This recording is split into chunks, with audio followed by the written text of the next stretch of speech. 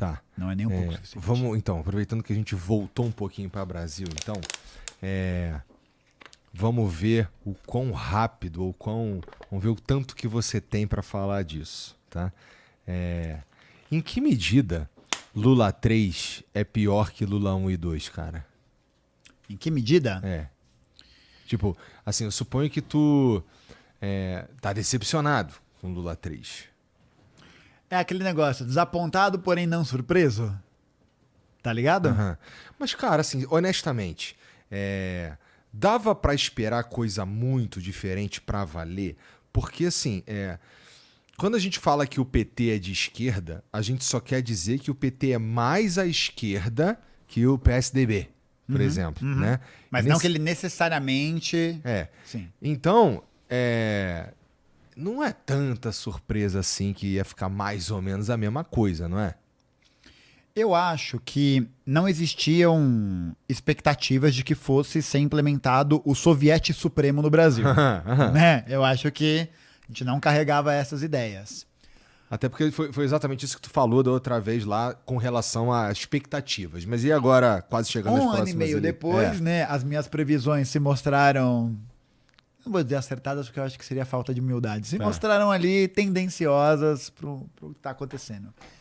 Eu acho que o governo Lula 3 é um governo que manteve algumas políticas ligadas aos primeiros mandatos, especialmente no que diz respeito ao fortalecimento da FEBRABAN, da Federação Brasileira de Bancos, dos setores do agronegócio e de alguns setores rentistas.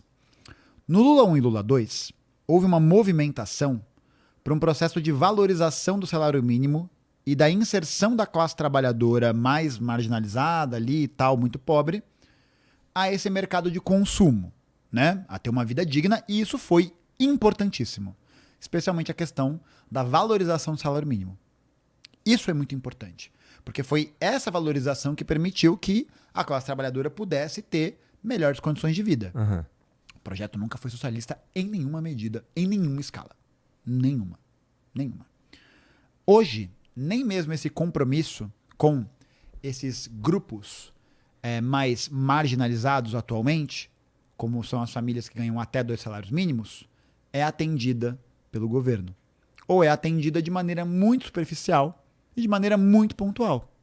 Então, é muito surpreendente porque você vê que o governo, para poder se adequar à lógica do arcabouço fiscal, está atacando a lógica que ele mesmo criou, importante dizer, está atacando a fração da classe trabalhadora que ele mais se popularizou durante a sua história. Você olha as pesquisas de popularidade do governo Lula 3, Igor, você vê que a maior queda que existe na popularidade é no Nordeste e nas famílias que ganham até 2 salários mínimos. Que era para ser onde ele é mais forte. Que é a base histórica. Por que isso está acontecendo? Porque não existe mais uma política de valorização do salário mínimo. Porque a política econômica do governo está entregue. Está entregue não, porque aí faz parecer que aconteceu, não temos outra alternativa. Não. Eu acho que ela fechou acordos. Ela fechou os acordos com tudo. Por uma política que desvaloriza hoje o salário mínimo. Que combate essa valorização. Para isso, para poder se manter dentro da lógica do corte de gastos. Porque se você gasta muito com esse tipo de recurso, etc., você não vai ter superávit. Então, eu acho que não. Eu acho que o governo Lula 3 é um governo que eu não esperava grande coisa, né? As nossas expectativas eram baixas, mas puta merda. Gente, assim, desculpa. Eu acho que assim... É porque assim, ó, quando você falou lá, quando a gente tava falando lá no começo lá que, putz, temos que fazer isso, senão o Bolsonaro volta. É interessante porque o Bolsonaro usava o mesmo argumento. Não, temos que fazer isso porque senão o PT volta. Então, assim, se a gente for olhar do ponto de vista histórico, então provavelmente teremos uma derrota do PT, então, no ano que vem, olha aí. Olha, eu não quero fazer aqui exercício de futurologia. Claro que não, até de porque seria maneira horrível nenhuma. pra você. Exatamente, né? Cara, vamos usar a ciência do nosso lado, né? Qual é a tendência que tem se apresentado?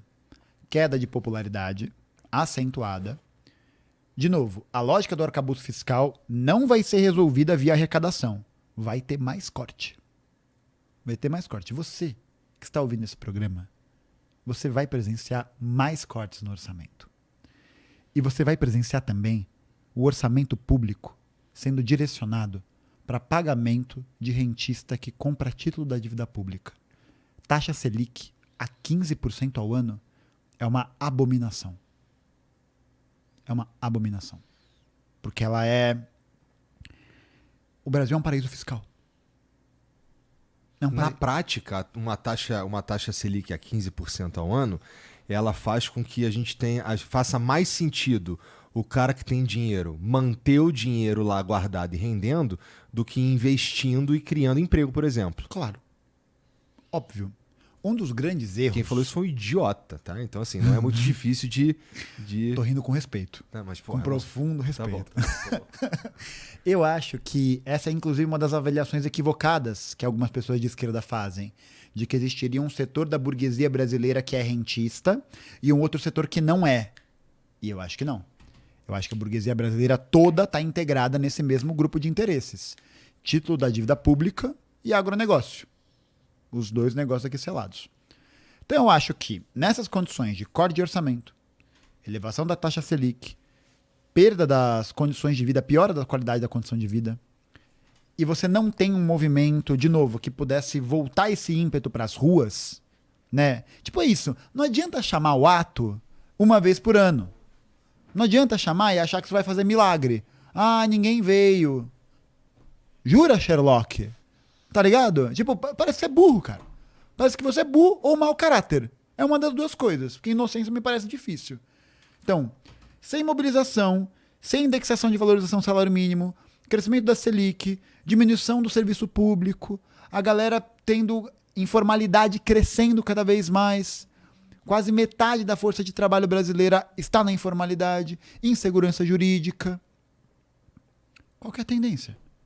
A tendência, a meu ver, Igor, é assim, é uma análise que a gente vai poder discutir daqui a 2 anos, né, num futuro Flow terceira edição, né, Hat-Trick Música no Fantástico. Uhum. Eu acho que a gente está voltando para um cenário político, de economia política, de organização da sociedade, muito parecido com, assim, parecido em termos gerais, de tendência, com o que era a República Velha. Caralho. República Velha. O que que é?